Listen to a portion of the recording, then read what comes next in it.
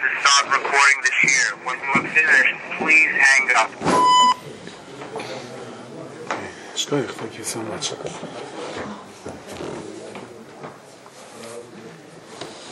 How are you, Paul?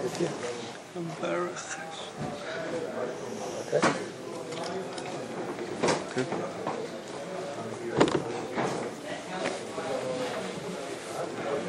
This famous story of a Rav who takes over in a shul, and right away there is an issue of minhagim. The first issue was whether they stand by Ma'ariv or whether they sit by Ma'ariv. And it became a very, very heated issue. Despite the fact that the majority of the people in this shul were older, no one seemed to remember where it all started. So the Rav said, what was the original minig in the shul? No one remembered. So the Rav asked, who is the oldest member of the shul? He said, he's in a nursing home. Is he okay? Is he coherent? Would he remember what the original minig of the shul was? Whether you sit by Ma'ariv or you stand? Yeah. Well, maybe try. So the Rav goes to the nursing home to visit him, which was a nice idea anyway. Shalom Aleichem, how are you? How's everything? And the Rav says to him, tell me, was the minig in this shul all the way from the beginning? You remember the minhagim? He says, yeah, he was on the first mispalim there on opening day. He says, do you remember, did they sit? He goes, yeah. And just to double check, the Rav says, did they stand? Yep. So he goes, wait, let's try to clarify this. You see, you don't understand. He says, I'm trying to bring peace to this shul. And right now, we want to know what the original minig was. And right now, by my first Ma'ariv, already everyone was screaming and yelling. So he says, that was always our original minig, the screaming and the yelling, he says. We always had that. Always had that. And I think I've told you this many times, that... in the mausoleum, they can't do that. That's right.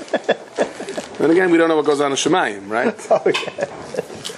But then, one of my most interesting speeches was once in a nursing home.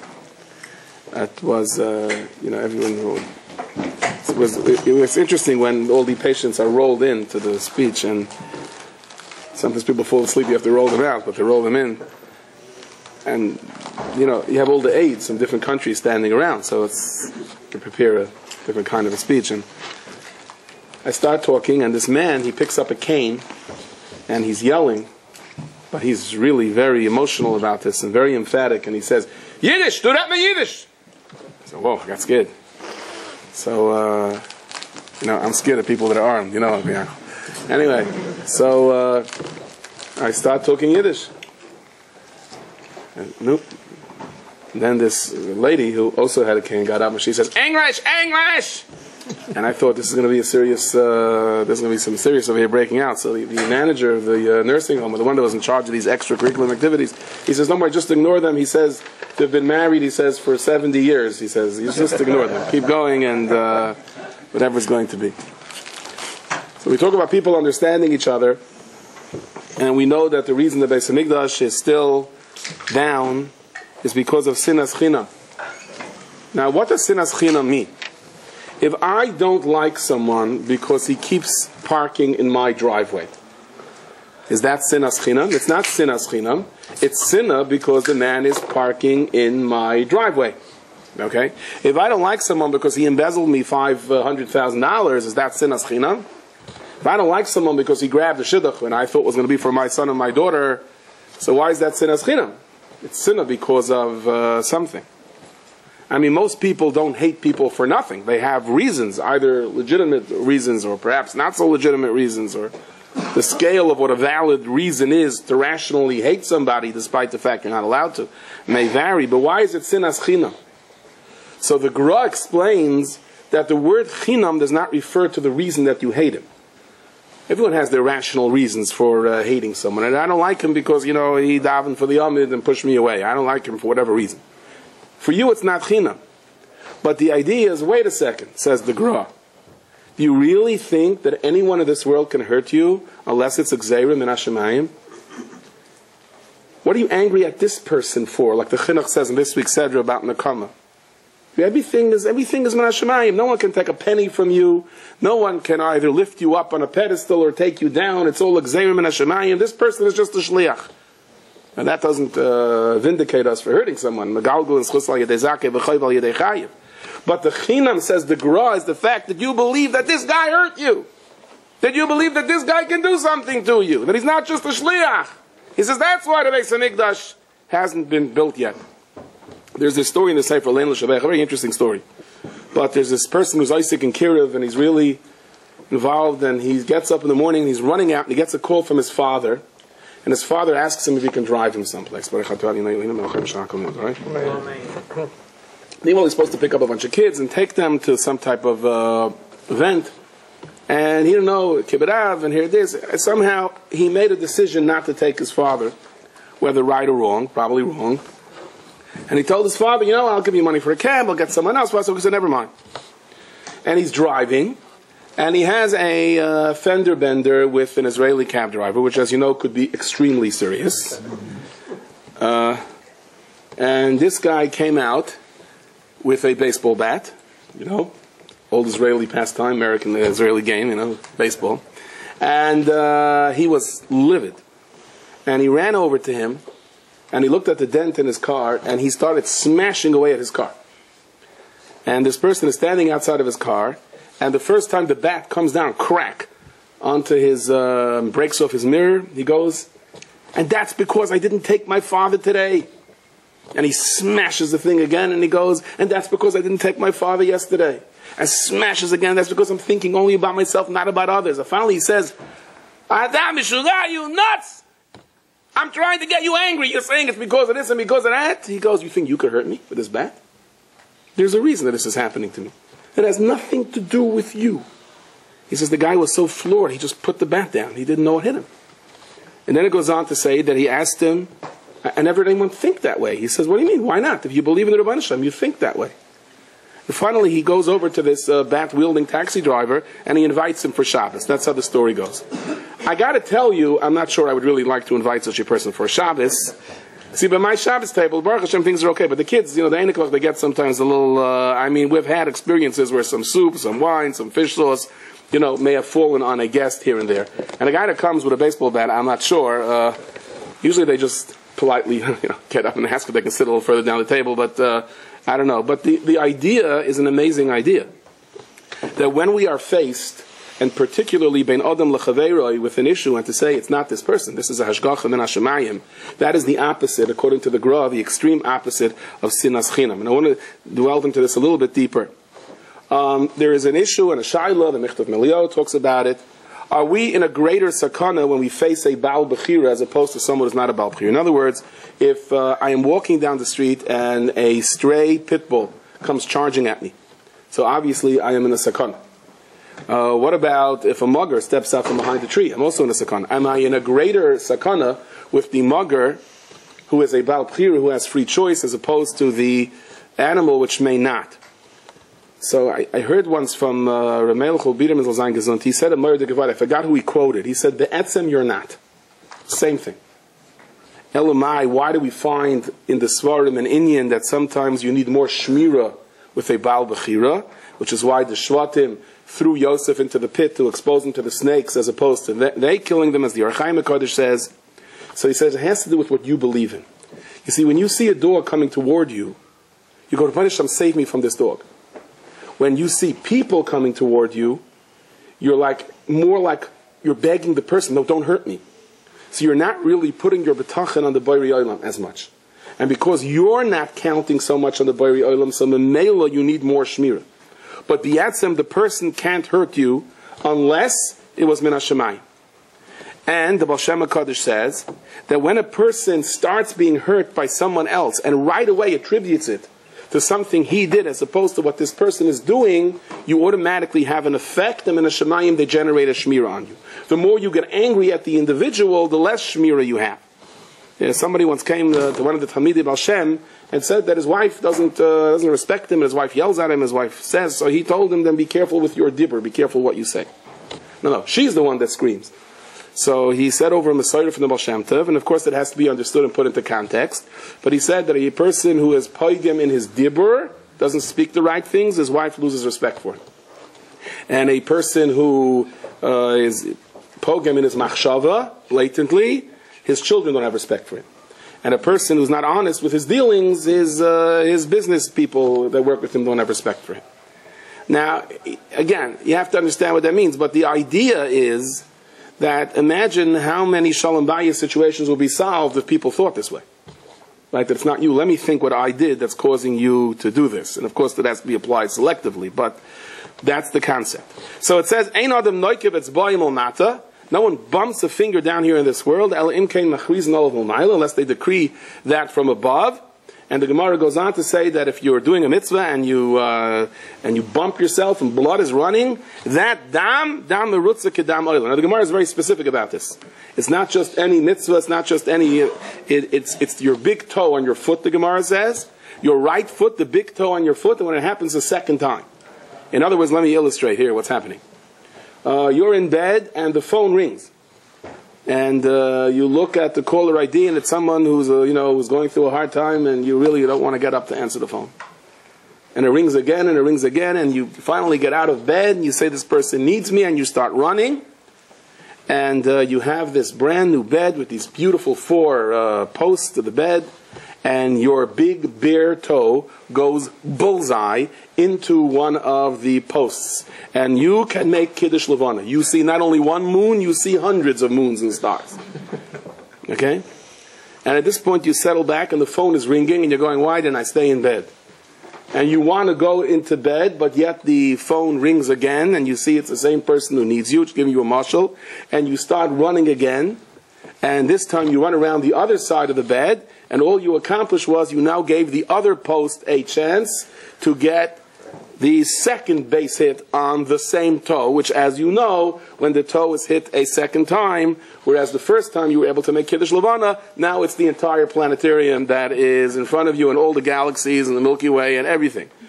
And yet you continue to move on. That blood is merutza kedam oila.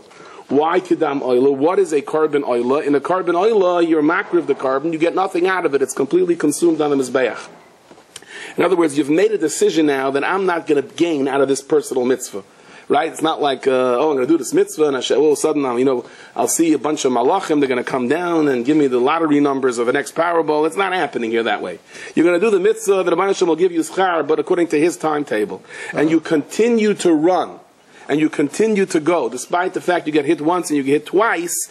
That's the dam oil. Incidentally, the Balatanya says, he says, doesn't use mamish that lashon, but basically he says, mark my words. If you accept upon yourself a new minig or a new Kabbalah, you're going to get, like they say, no good deed goes unpunished. You're going to get whacked over the head for it. It's very, very common. Why? Because when Hashemayim, they want to see how sincere you are. And the sincerity is measured by the fact that I am attempting to do it, and I get slapped in the face for it, and I continue to do it. And that is a lot easier said than done. Now, to put this a little bit into perspective, let me share the following story with you. The Panovich Rav, as you know, was one of the greatest fundraisers in the world, and he came to some European city, and they were trying to get him an appointment with a Gevir. And as much as they tried to get him the appointment with the Gevir, it wasn't happening. And finally they got a hold of him, and I heard there's some Rabbi Wine, he said that he once took him around in Florida, said the Panovich Rav didn't speak much English. But he once told him, he said that there's certain words that he knows. He says that when the person says, I'll try, this mind garnished. That means it's not going to happen. And if the person says, I'll really try, das meint garnish mit garnish. That's for sure nothing. There's certain words that he said. So the Panovich Rav finally gets a meeting with this person, because he usually did get his meeting. And the meeting was the guy time that he's going on a business trip, and he's leaving on the train at 7:45. And he's going to arrive, the train is leaving at 8, he's going to arrive at the train station at 7:45, gets onto the train in his first class ticket and sits there, and you can sit down and talk to him from 7:45 to 8, and if you get off the train on time, and it wouldn't cost you a ticket back, so, he'll give him a check.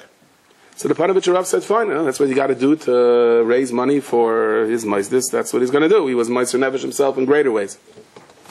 Anyway, that night he learned very, very late at night, and he I won't say overlearned, no such thing, but that's a verlernt, there's a saying in Yiddish, and he wakes up at 7 o'clock.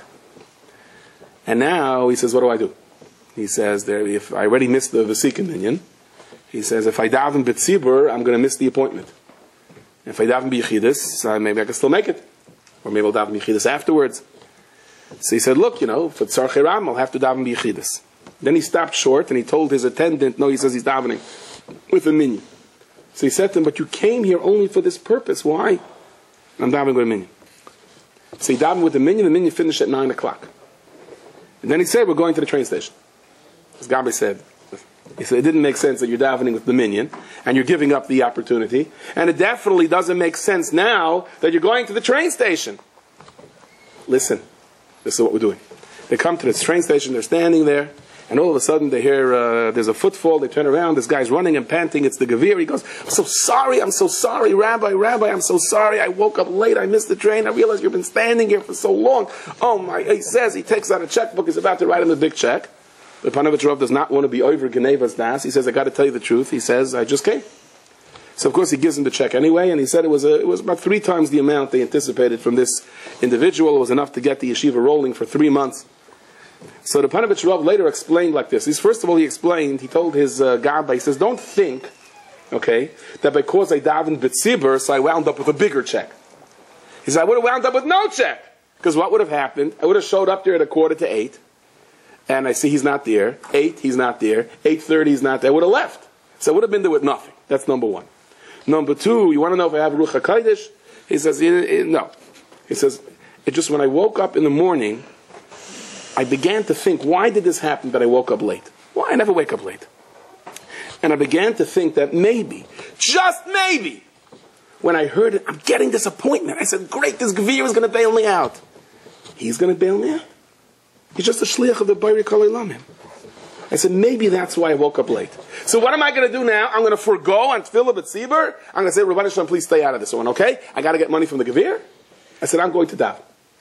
After I finished davening, I said, why shouldn't I go now to the train station? Whenever I go to a Gavir, it's just hishtadlus.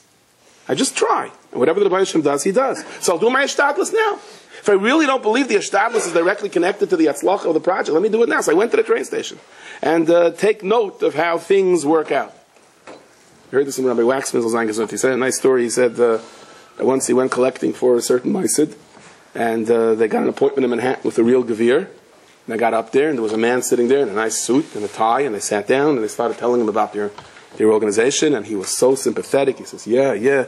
So it's hard. We've been going around. It's hard. I know how hard it is.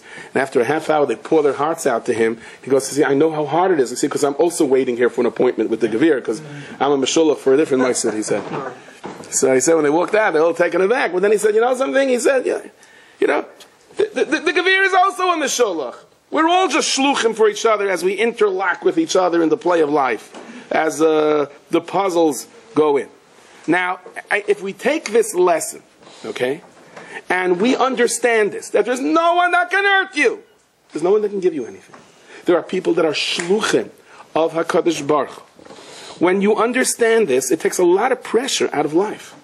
Because in the decision-making process, we often over-negotiate, or we over-think into it, deliberate. And we wind up changing our minds 1,000 times, and we wind up doing the wrong things. There's a certain reason. I think that doctors aren't supposed to operate on their own children because they're too emotionally involved to be able to make rational decisions. You have to be a little bit abstract to be able to make a rational decision. If we think, and I got to make this decision, I'm going to lose everything I have, or maybe I'll be the richest man in the world. Should I? Should I not? Should I? Should I not? Your blood pressure shoots through the roof. But if you say to yourself, whatever it's going to be, it's going to be. Either we'll make the money or I won't make the money. Whatever the Bayri Kol Olamim was, I have to do my hishtadlus. I have to try. It takes a lot of pressure. Not only does it take a lot of pressure off your heart and your blood pressure, it also gives you an opportunity to make a much more rational decision. And in the course of your lives, when things aren't working out your way, you're not so quick to blame others. You're not so quick to try to chanfa others. Oh, hi, I'm here, please. And you don't blame yourself as much when things don't go. So I did my best, and gegangen weiter. Now, this doesn't mean that when we make mistakes, that we don't sit down and try to correct it and say, okay, where did I go wrong? Why didn't this venture work? Why did I come home with a thing of flowers and I said everything is going to be good and I got a dish in my head? let me think what I did wrong, right? Let me have to approach it from a different position. It doesn't mean we don't rethink what we're doing. But the reality is it has nothing to do with that person, it has to do with me. It changes the way our life works. And I'll tell you, I had a friend of mine who told me that he invested a certain amount of money to marry off his daughter. And when his daughter became a kala, so whatever he had, I don't remember the amounts, every month he figured he's not going to sell all the money 2 weeks before the wedding. He's going to slowly sell it out over the course of the year. And by discipline, every Rosh Chodesh, he sold another percentage of the stock. And then the last month before the wedding, he says the stock shot through the roof. If he would have waited to sell it right before the wedding, he says he would have had enough money to buy his son-in-law a dira and a this and a that. So how do you feel? He says, I feel great. He says, because I did the right thing. I know the Klap Shmaya, the Rebbeinu Shalom is not going to hold me responsible for not having Ruach HaKodesh. I did the right thing. And that's a tremendous madrega. The Mor V'Shamish had a son, his name was Yassel. They called him the Gitta Yid. Technically, he was a businessman. And when he signed up with a bunch of Seicherim that they're going to Tarno, to the mark, they said, oh no, not him. But he came along. And first they waited like 3 hours for him because he had to finish Ma'ariv and he had to finish his Shir after Ma'ariv. And finally he got to Tarno early in the morning and everyone ran a quick express, super express Shachris and blazed off to the marketplace to put out their wares because this is the day of the mark. Not Yosef. He goes to the mikveh. They said, you're here for the marketplace. There's only a couple of hours. The first couple of hours, all the trading is hustle bustle and then that's it. Takes it easy. Then he starts davening. And he's waiting for a minyan, and he slowly says Berchas Torah and Berchas Schachter and Karbonis. He's imagining he's being makar of each carbon, and they mamish have so much rachmanis on him. They say your wife and kids won't have what to eat. This is the mark day. And they come back after an hour, and he's finally up to Baruch Shamar, and he's psikah the Zimra, and then finally he finishes Shmona Esrei, and then he sits down. It says you have to learn after davening, and then you have to wash up Hashachris, and he benches with a tremendous amount of kavana. No problem. By 2 o'clock in the afternoon, he's ready to go. And he gets out there, and they're laughing at him. They're laughing at him. There's nothing. He's there with a whole stack of schoira, whatever he was selling, and everything is bought, sold. People are packing up the tables. They say, "You're naive. You're a baby." And he's standing there, and suddenly this guy comes running. He was the son of some big squire, and it looked like he was recovering very, very hard from being drunk. And he says, "Oh no, my father sent me to buy merchandise. I'm finished. I was drunk. I just woke up. I got to buy something for my father. I got to show something. Anyone have anything left to sell?" Yosef does. So he sells all of his merchandise to this guy, and everyone's looking at him, and they're starting home. And not so quick. He has to daven mincha, and he has a shir between mincha and Ma'ariv. Finally, after Ma'ariv, he's ready to go. He's rolling. So they say to him, "Okay, you know what? Siddig Gelungen. You know, God had rachmanis on you. You sold your merchandise, but we're coming home with new merchandise, so we're going to resell it. You're coming home with empty wagons." So on the way home, there's a wagon that's turned over, and they run over. And sure enough, there was a bunch of rich merchants, and they said, "Oh no, our wagon is turned over, we're going to have to hitch home, but what do we do with all the merchandise? Who wants to buy it? We'll sell it to you at rock bottom prices." Now, they would have loved to buy it, but no one had room on their wagons, except for good old Yassel, because he had empty wagons. So he comes home, and he made it better than anyone else did. So, okay, that's easy to do if you come home and you make it better than anyone else did, but somebody said a good vart. He said that the reason it worked for him is because if he would have not sold and bought and made money, would have done the same thing next time. Because the idea is that there's hishtadlis, there's bezeyas hapecha, and toicha lechem. And the two are not connected. And you will see that in the course of life. You'll see it so many times in shidduchim. I've heard people say, we're working on a shidduch for a son or for a daughter for months, and then it fizzled out. And then someone else read a shidduch, and boom, 1, 2, 3, flash. Chos and kal. Why are you doing this? Because the Rebbeinu Shalom shows us there's a shtadlus and there's a tzlacha, and the two are not connected. I know somebody who told me the story that he knows it firsthand. I know someone who knows it. I didn't say I know it firsthand, but he was a very rich man, and he had a partner who was not frum, and he was a Gerach Chassid, and he came to the Beis Yisrael, one of the previous Ger Rebbes, and once this non-frum partner says, "I got to meet your rabbi, and all your business decisions." You go to him. So they come to him. Beis Yisrael was very sharp, and they come there, and the Beis Yisrael says to him, "Why'd you come to me?" So he says, my partner, he asks his rabbi, he's a chassid, he asks his rabbi all his business decisions, I got to see who you are. He says, your partner is no chassid. He's not? He says, you want to see a chassid? He goes, Mechel, come in here.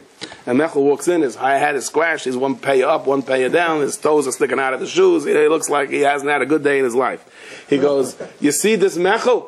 He's been asking me business decisions for the last 20 years. Every penny he invested, he lost. And he still asks me. He's a chassid. He said, your partner, I'm his fortune cookie. That's not a chassid. Now, the Chassam Sofer says, Bal Karchach Atachais. He has a beautiful taich. If you understand that Bal Karchach, that you don't control the world, that whatever happens will either happen or it won't happen, Atachai, then you're alive. If you feel that you control it, then you have no life. Because I should have done this, I should have done that, and I'm going to get even with him, and I'll dare that person do it, you have no life. If you understand this is a life of Bal Karchach, then Atachai, you will live. There's a famous story of a man that went to the Chavetz Chaim for a bracha. He's going to America, he was one of the Chashav Talmidim, and the Chavetz Chaim took his hand, and the Chavetz Chaim held his hand so long, and he said to him, I hope you'll be Shomer Shabbos. And he was so insulted. I should be Shomer Shabbos? He was one of the top Bokrim in the yeshiva. They know all the Rebbe Naftali tropes, Lamdan, this, I should be a Rebbe, me. Beitach. Shabbos. Maybe the Chavetz Chaim doesn't realize who he is. Maybe he doesn't chap. Anyway, he comes to America, and he realizes the streets are not paved with gold. They're paved with cobblestones, and they're tough walks. And he goes from one job to the other job to the other job, and he's doing pretty good. He is doing pretty good. He works in a place. The guy lets him off on Shabbos, and he sews and he designs things, and he's not making the biggest money, but he can pay his rent, and life is good. One day the boss calls him in. The boss says, listen to me, I'm giving you a promotion. Instead of $7 a week, you're making now $10 a week. Kavaldik, wow, Baruch Hashem. He says, but on one condition. I'm promoting you to be a supervisor. You're going to be a supervisor? Nah, supervisor, got to work on Shabbos. Forget it. I'll go back to my old job. To the $7 a week. I'm giving you a promotion, and you're just rejecting it? Yeah. In that case, you can't go back to your old job. Hey, come on, this is not fair. Then you can't go back to your old job. So either I take the promotion or I'm fired? Yes, I couldn't have said it better myself. Comes home, he tells his wife what happened. What should they do? Comes the first Shabbos. Hey, no food stamps in those days. Comes the first Shabbos, it's from 2 bottles of seltzer to 1 bottle of seltzer. It's from a big kugel to a half a kugel. It's from 2 challahs to 1 challah. The next Shabbos, it's a half a challah. And the third Shabbos, there's nothing. And not only that, there's a landlord banging, and says, listen, the marshals are coming. You're out of here. And his boss says, nothing doing. And at one point, his wife breaks down crying, and they see a family across the street in the winter being pushed out into the snow. And he says, I'll walk. He says, I'll go. I'll negotiate with him. Maybe I'm a supervisor. I won't even have to work. He starts walking to work. He won't take the trolley. He leaves at 4 o'clock in the morning. He makes it to the place. He's like half dead. And he's walking in, and he's about to start climbing the stairs. And he's phasing out, and he hears the Chavetz Chaim telling him, Shabbos. And he walks up, and he walks in, and the guy says, oh, you're here. Boy, look at you, you're drenched. He says, yeah, I walked 3 miles. To start working? He says, no. I walked 3 miles to tell you I'm not going to work on Shabbos, and I'm walking back. And he turns around, and he walks back. Then he comes home, and they're sitting there, and they know the landlord's coming. And a few minutes later, there's a knock on the door. The landlord is there. He says, listen, you owe us $300. That's it. You have 1 hour. I'm coming back with the marshals. He says to his wife, I can't. I see the Chavetz Chaim in front of me. I can't. An hour later, there's a knock on the door, and they're ready to go through the Bizyonis. He says, listen, Yidden will Meisanevish themselves for Shabbos. He tells his children, whatever's going to be is going to be. We'll be out under the sky, under the Rebbeinu Shalom's roof.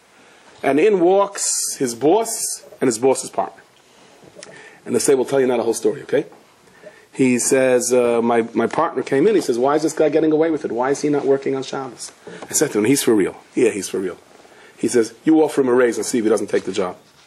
So we started arguing with each other, and I wound up making a $500 in those days, $500, a lot of money, $500 bet with him that you're not going to be a Mechal Shabbos. And we made the bet, and that's when I challenged you. Great game. Look what he went through for the game. He says, when you came up, he says, my partner came running, and we saw you, I don't know if there were video cameras, so the people coming up the stairs. He said, get the $500 ready. And you walked in, and you said, I came to tell you I'm not working on Shabbos. So he says, my partner takes out the 500. He says, a bet is a bet. Here's the money. So I say to him, give it to me. Look what we made this guy go through. Give it to him. So we put it down on the table. And just then the landlord comes crashing in. He goes, you have the 300? He goes, I have 500. They get 200 for the next month. He doesn't know what hit him. And the marshals are pretty upset because they don't get their commission. They don't have the fun of throwing things out. And it's a pretty sad day for some people, happy for others. And, okay, to make the long story short, depends which storybook you read the story in, and the other two became Baal Tshuva, and he kept them, and they were big Talmidei Chachamim, and the learning of Panovich. I don't know if that part, but the first part is true. But I once heard this story, and somebody told me a good vart. He said, over here, it was Nizgal B'derech HaTeva, that it was just a bet between the two. He says, even if that didn't happen, even if it wasn't a bet, even if it was a guy that legitimately fired him because he was not working on Shabbos, it's also a bet. It's also God's test. In other words, what happened over here between the two partners is what happens in every test, even if that's not what's happening. Even if the guy seriously says, I'm sending you off on a business trip. No, I can't go there. It's a terrible hotel. I can't. My eyes are there. You lose your job. So that's also Hashem's bet with the Malachim. Was it Kedai to make man or not? It's every Nisayan is that way. So the Zohar says a fascinating thing in this week's parsha. The Zohar says, Parshas Kedoshim is, I'm quoting words which I have no idea what they mean, Klala d'Oraisa, it's the main klal of the whole Torah, Chusma de Gushpanka, it's the seal of the king, it's Chatshu Raz Nilon, it's the great secrets, and Doha v'Chadayim. And all the Talmidim of Rabbi Shimon Bar Yochai, when they learned Parshas Kedoshim, they were so happy. So happy. Why are they so happy? So, you know why they were happy? Because Parshas Kedoshim was with everyone together. Dabar al-Kaladas b'nei Yisrael. So, the Gemara says in Masechtas Eruvin, Daf Nun Dalid, that Moshe learned the Torah from HaKadosh Baruch Hu, and then he would teach it to one Talmud. Who was that? Aaron. And afterwards, Aaron's children came in, and he would teach it to them. Afterwards, the Zakanim came in, Moshe would teach it to them. Afterwards, Nichnasu Kala Am, everyone came in, and Moshe would teach it to them. Moshe would leave, and then Aaron would start the process. So it turns out that everyone heard the whole Torah 4 times. Many learn from here that a Rabbi is supposed to teach 4 times, and some learn that a Rabbi is supposed to prepare 4 times before he teaches. Because there's a medrash that says, we'll soon try to understand this, if it's understandable, that HaKadosh Baruch Hu also reviewed it, Kaviyachal, in his heart 4 times before he taught it to Moshe. So I once had a real smart aleck kid that put me in my place. This kid was like dreaming, and he was like wandering around, and I said to him, Yanko, how many times do I have to repeat this? He says to me, 4. That's right. You got me, you are right. Right? Another story, the guy that comes and says to the Rav, what should I do? My wife is going deaf, it's terrible, I don't know how to help her. He says, are you sure she's going deaf? He says, yeah, I think. He goes, you know what, there's only one way to know. When stand, she shouldn't see you at all, stand toward her back, and ask her something and see if because I think she just reads my lips, she's just being in denial. So he waits till his wife is working by the kitchen, he walks right behind her, and he goes, Malka, what's for supper? No answer. He goes back, oh no, it's for real. She's just reading my lips. He goes, Malka, what's for supper? Nothing. A few times. And finally, he says, Malka, what's for supper? Finally, she turns around and says, I told you already 6 times, it's chicken, right? He was the one that was deaf, Now, what's the pshat 4 times? Why do we have to hear this 4 times? And what does this mean? That the Malamed has to learn it 4 times. Not that we can understand this, but what's the drush? What's the lesson in this? That a Kadosh Baruch Hu Kaviyachal teaches it 4 times. So Pashtis, the Kadosh Baruch Hu, the Medrash says that Kadosh Baruch Hu reviewed it 4 times. It's to teach us. I think Reb Tzaddik says on a deeper level, that by the Rabbeinu Shalom Kaviyachal, whatever that means, reviewing it 4 times and teaching it to Moshe Rabbeinu, so that Kadosh Baruch Hu imbued into the Bria a koyach and a power that when a Rebbe reviews something 4 times, he has siyata d'shmaya to be able to convey it to his Talmud. Now, I can tell you in my own experience, okay? The first time I open up a Gemara, I'm talking about without art scroll. The first time I open up a Gemara, I usually look at the words and it is blank. It is meaningless to me. The second time it's a shtickle dream. And the third time I begin to see little parts. I just don't know how it fits in. And basically by the 4th time I begin to see a picture of Schachter V'Tarya. And I remember my father used to share this with me. He said, that's the way you're supposed to learn. He said, that's the way you're supposed to learn. It's it. When I use an art scroll Gemara, so the 5th time I'm not any better than the first time. The first time initially I see all the information, but I'm not really under pressure to try to put things together, by the way. So, and I always try to say it to the kids when we're learning. I said, I don't understand it. I don't understand it. I don't understand it. That's right, 3 times. You're not supposed to understand it, Tomer. That you sit down to learn, you open up a Mishnayos, you open up a Gemara, say the words. I've heard from people, old Daf Yomi people. They said they went through the whole cycle the first time. They just went to the shir because they didn't pass. They told their wife they're going to a shir, and once you got the Yavamas, I should stop now. He says, I don't understand nothing. You sure? You listened? I tried. They said, and they started the 2nd cycle. So the 2nd cycle said, I remember that, I remember that, I remember this. It's as much as you think you don't understand, you understand. That the way Torah works is a 4-stage process. And you have, if you close the Gemara after 3 times because it's meaningless, look what you just did, hold on. Okay. It also, interesting, the Ben Yehuda points out that it says Shana Pirkei. It says Moshe came in with Shana Pirkei. In other words, he learned on a different level.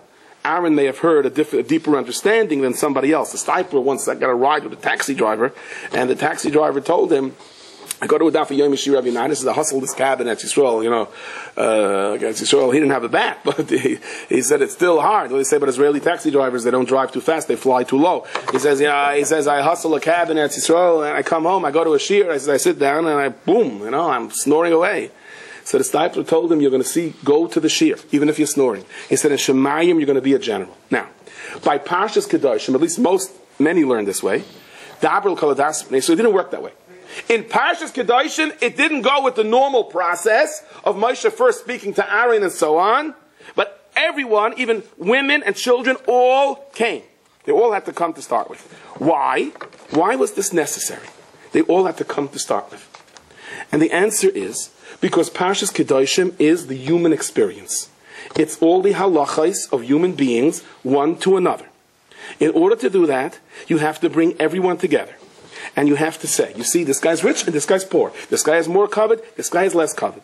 And in the course of your life, you will have X amount of covered, X amount of bizyanis, X amount of good nights and X amount of sleepless nights. And this puzzle is going to work if everyone recognizes that I have to do what I can for someone else and you interrelate with each other. Let me tell you something. I am convinced that for every drop of covet you have in this world, you have equal amount of bizyanis. And I'll tell you why. I once gave a speech in Williamsburg, and it was a tough speech, and I was very delicate, and I left that speech, and I said to myself, this was the best speech I ever gave in my life. I was really proud of myself. And it was a snowy day, so I didn't take my car, and I got onto the Williamsburg bus. There was no one on the bus except me and a bunch of bar mitzvah kids from a certain yeshiva, which will go unnamed.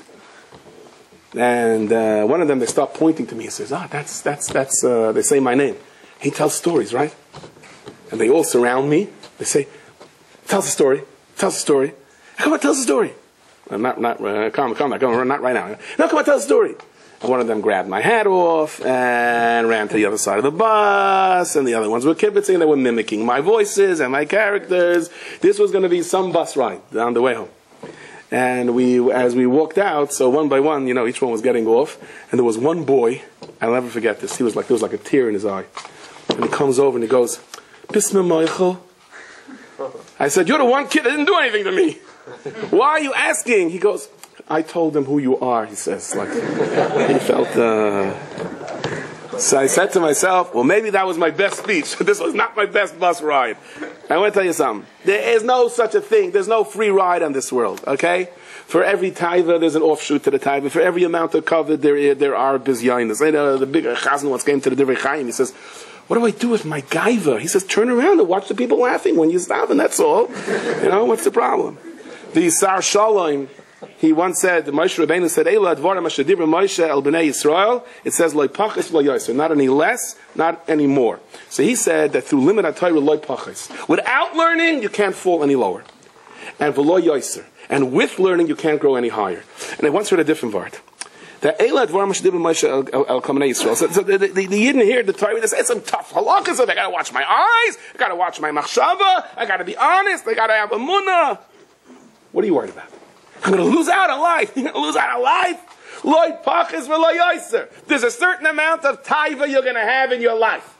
There's a certain amount of simcha you're going to have in your life. You use it on the wrong thing, you won't have it someplace else. No one loses because of an aveira. No one gains no one loses because of a mitzvah, no one gains because of an aveira. Like pachas, you're not going to have anything less.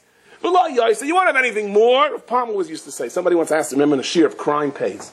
Could I become rich through crime? So he said from the Chavetz Chaim, it was Mashiach for you to be rich. You're going to become rich through crime. But fool, then you're going to have to pay the price. You'll pay kefil and dal v'hei.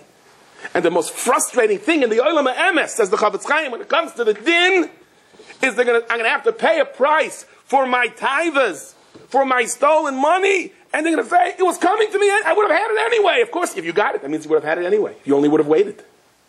There's nothing, and not only that, you could have had it in the form of a mitzvah. You would have been rewarded for it. Instead of being rewarded for it, you're being punished for it. Why didn't I only wait? Like Pachas lo Yosef, no one gains. Somebody once came to Rav Shlamka Zavil, and he told him, I lost my watch. In those days, a watch was not so pashut. You couldn't just replace it like that. Didn't have people sitting outside in shul selling watches at $10. A watch was a watch. Shlamka said, you must have had extra hana on something else. So he told him they got new curtains in his house, and the whole night he was beaming at these new curtains. He said, there's a certain amount of hana you have from this world.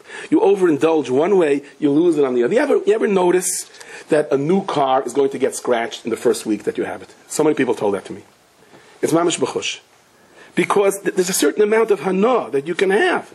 And I went with a friend of mine to buy a car. My friend, don't worry, I'm keeping my car. But I went with a friend of mine to buy a car. So they was looking at a thing. So the dealer told him that he gave a certain price. He said, why is this car cheaper than the other? So he showed him that there was a dent on one of the doors. So he said, you have one with a dent on both doors. Could you give that to me?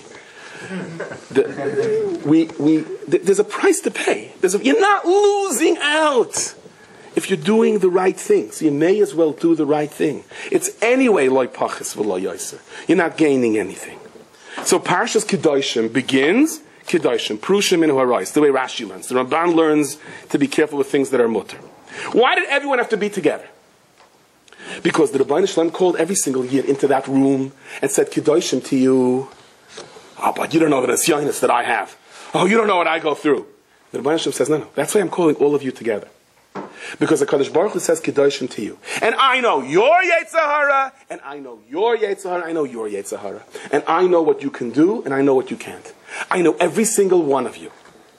We didn't want the big tzaddikim to walk out, they have a mitzvah of Kedoshim to you, not me. I got to go by subway to work in the summer in Manhattan, not me. No.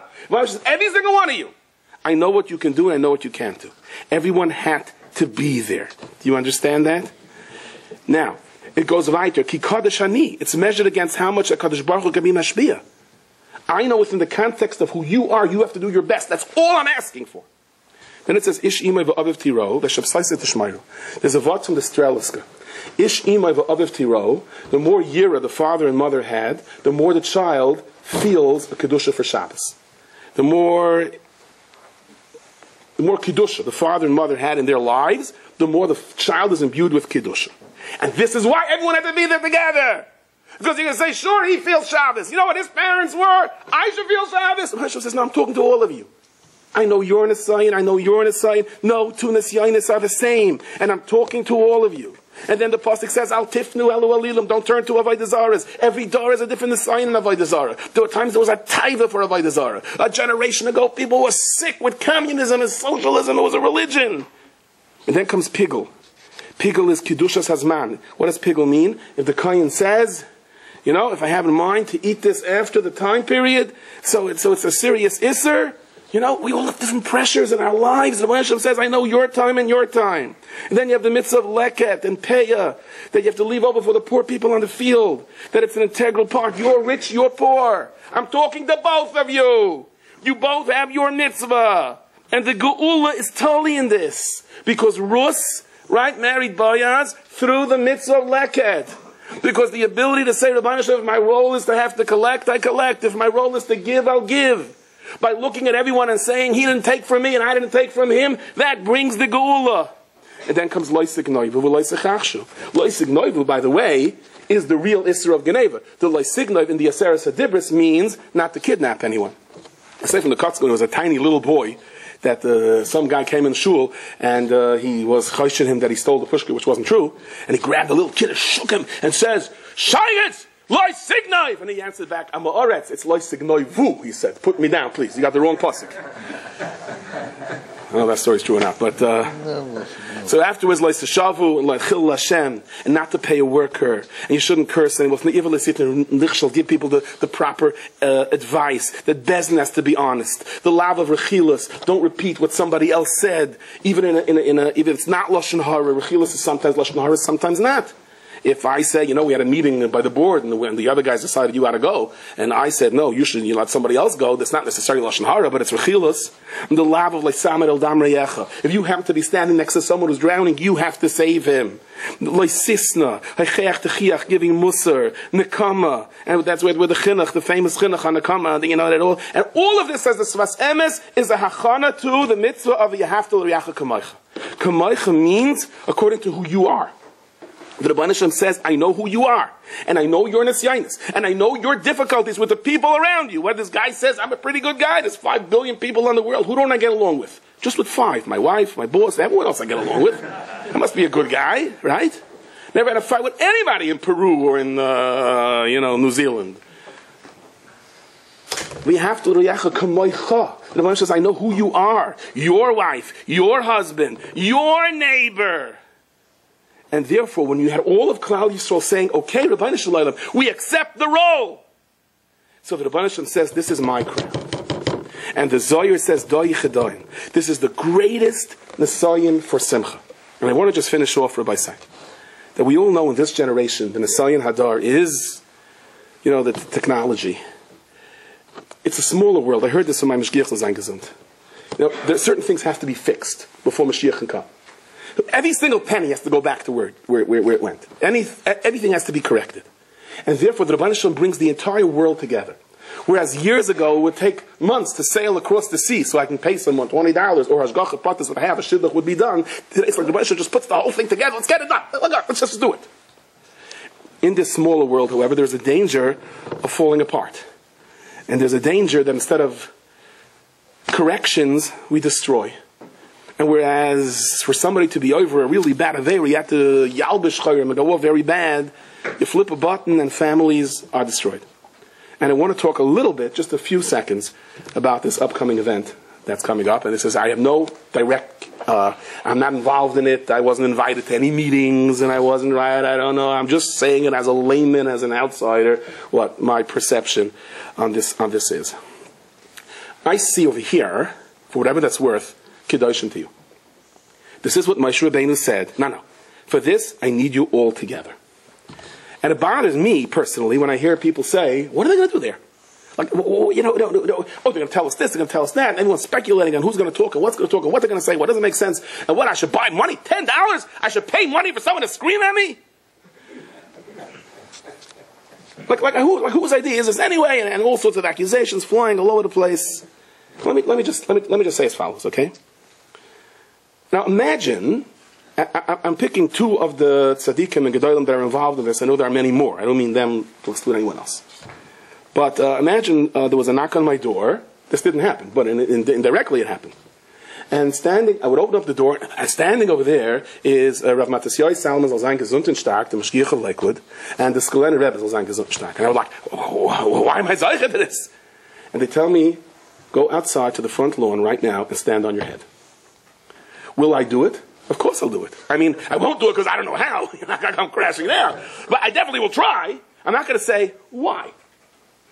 Obviously, if 2 tzaddikim from the Gedolei Adar came to my door, told me to do it, I do it.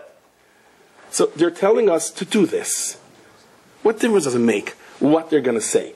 Or what difference does it make what it's going to accomplish? Can you imagine when Moshe Rabbeinu called everyone by Parshas Kedoshim and said, I need everyone here. What does he need everyone here for? Well, that was a big stadium, 600,000 people. That much bigger than City Field. And according to one medrash, the women and kids were there too. Boy, that's a stadium that fits millions. What for? Some money-making thing over here. What are we doing, right? There would be no Parshas Kedoshim. There would be no Kedusha by Klal Yisrael. The Rabbi Shalom says, this is the crown of the king.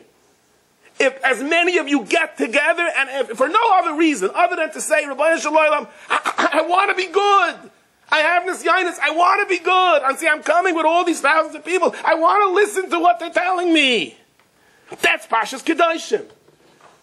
I was thinking, Ish Imav Aviv Tiro, Eshab Saizet Ishmayru. That's Sur Meirab, Say Toiv. There's two stadiums. There's this and there's the Siyam HaShas, back to back. One is Sur Meirab, one is a Say Toiv. One is to stay away from the Averis, and the other is Limit Torah. It works very good. It's honestly, I don't see a contradiction over here. This Zohar says this is the crown of HaKadosh Baruch Hu.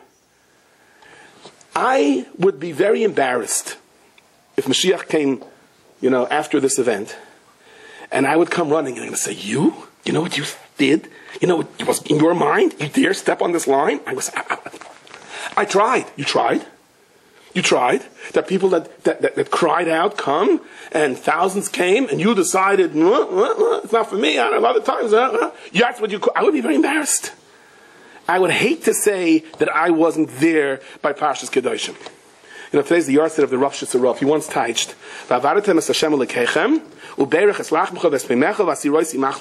he said that no one lives or dies because they're rich or poor. I had a guy who was so rich he was able to hire the great doctor and travel to the other side of the world to that super hospital. Nothing to do with it. It's Besher to live, he lives. So, and if you have a poor person, he can't afford the big doctor. Hashem gives the bracha on your bread. Instead of going to some fancy bath in some European, spa where that's a hill, puts the bracha in your water. Now, if so many Yidden getting together to try to do something L'Shem Shemayim, so can't you see how HaKadosh Baruch Hu is transferring brachas from one person to the other? Isn't that a place where you would rather be? I want to conclude with the story. I know it's late. The Samzarov had a town, Abderov had a town, his name was Rav Itzchak Kiever. This Rav Itzchak, that's what they called him, he was out of this, he was totally out of this world. He knew the Gemara and that's it. And when his wife reminded him he had 13 daughters, he said, 13 already? How did that happen?